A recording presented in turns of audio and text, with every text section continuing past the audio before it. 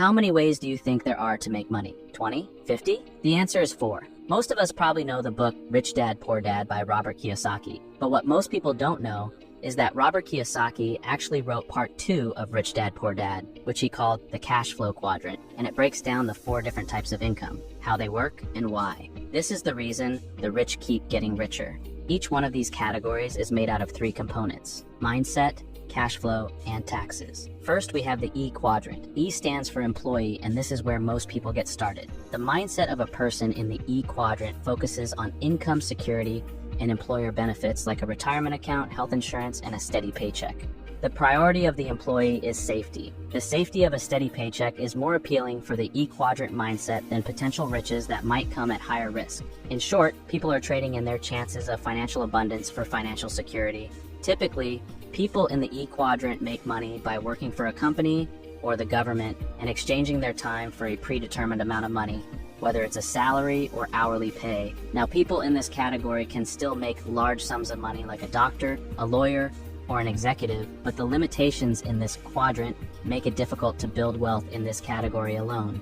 In this quadrant, an employee typically doesn't have much control over how much money they will get paid, so increasing their own income becomes more difficult since their boss controls their salary and the decision to increase their employees' income. A person in this category can only rely on themselves to produce more income, and there are only a few ways to increase their income, which is normally to go back to school and find a better paying job or hope and pray for a future raise or promotion. Then there are taxes. In this category, taxes are very straightforward. An employee works, taxes are taken out, and only after taxes are taken, the employee gets their money. I hate to say it, but there is very little someone in this category can do to lower their taxes. The most someone can do in this category is to defer some of their taxes for later, like when someone puts money in a retirement account like a 401k or a traditional IRA.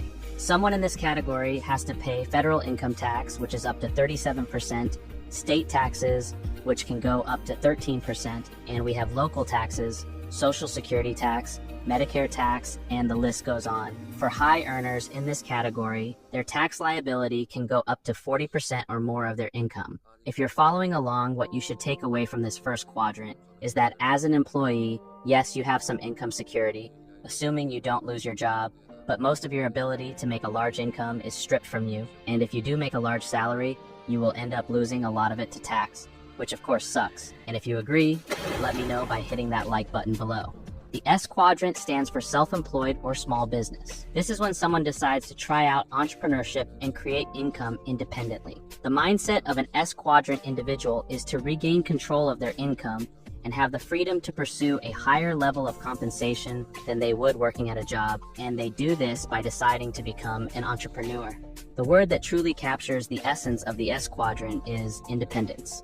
The way money is made in this category still relies on exchanging time for money, but instead of exchanging time for a fixed amount of money, the self-employed exchanges time for the opportunity to generate profits. Those operating in this category take on a higher level of risk than those in the first category, or the E quadrant, because in this category there is no guarantee that they will make any money. It all depends on their ability to sell their product and deliver on their promise. Similar to the E quadrant, the incomes people generate in this category varies. Some people make the same as a regular salary. Others make more in a month than others do in a year.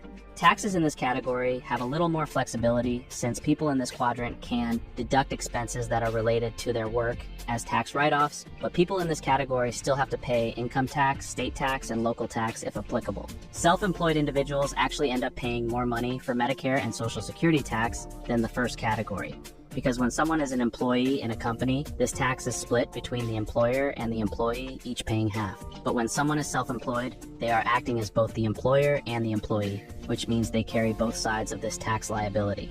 Moving on, we have the B quadrant. The B quadrant stands for big business. In this category, the rules of the game are a little different than the previous 2 quadrants, creating an environment where exponential growth and wealth become more achievable. The mindset of a person in the B quadrant is to use leverage to exponentially grow their income. There are 2 main types of leverage that are widely used in this category: OPT and OPM, otherwise known as other people's time and other people's money. People in this category are looking to maximize the results of a business. so they look for other people who can effectively run parts of their business so they can focus on growth and further expansion.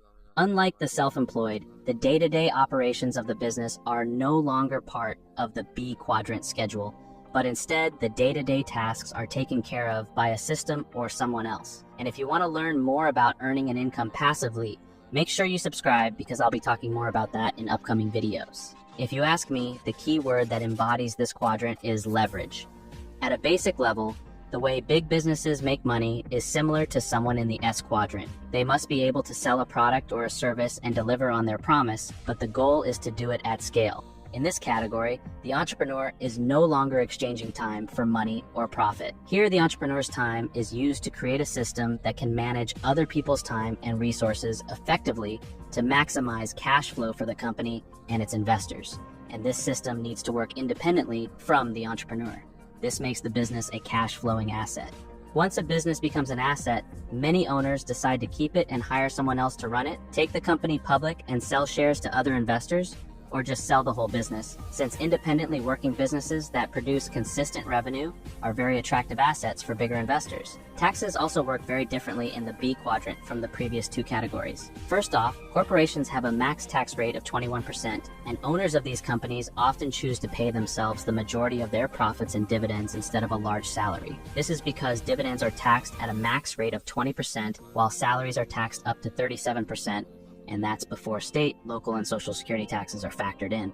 Companies also have the ability to move locations to take advantage of more desirable tax laws. Why do you think many business people move to Puerto Rico? Sure, it might be the tropical beaches, but it might be because Puerto Rico has a 4% corporate tax rate and no income tax capital gains tax or dividend income tax. The tax loss in this category also makes debt act similarly to an asset. Companies can use debt to spend more money on growing their business than they actually make in profits, leaving their taxable income to be zero or even report a loss, which then can be rolled over to reduce future tax bills. Not only that, but companies can roll over all debts into new debts. This allows businesses to essentially delay debt payments indefinitely since they can keep using net debt to pay off all debt. Companies can also take advantage of write-offs and credits available only to companies and institutions. Here is where businesses can get really creative since there are many tax credits that business can take advantage of. One of the craziest examples of playing the tax code is Donald Trump. After his first wife passed away, Trump buried her in one of his golf courses. A bit of an odd choice if you ask me. This is until you realize that this qualifies this golf course as a cemetery and under New Jersey tax law. Cemetery land is exempt from all taxes and assessments. This means that this one action created a tax avoidance trifecta where Trump eliminated 3 different types of taxes: property tax, income tax, and sales tax all in one shot. Kind of sinister, but it worked. The I quadrant stands for investor. This quadrant is where money turns into wealth. The great thing about the I quadrant is that regardless of which quadrant you are in, anyone can become an investor and take advantage of everything this quadrant has to offer, but the cost of entry to become an investor is capital. How people get a hold of this capital varies. Some people use their jobs to earn income, save it, and use it to become investors. Others might have other creative ways to get a hold of capital or work together with someone who has the capital to start investing. Robert Kiyosaki says the I quadrant is like a playground for rich people, and just as important as it is to know the benefits of becoming an investor. Learning how to invest is what really makes someone wealthy, especially when you learn how to double your money, which I teach you how to do in this video, so click on over and let's get started.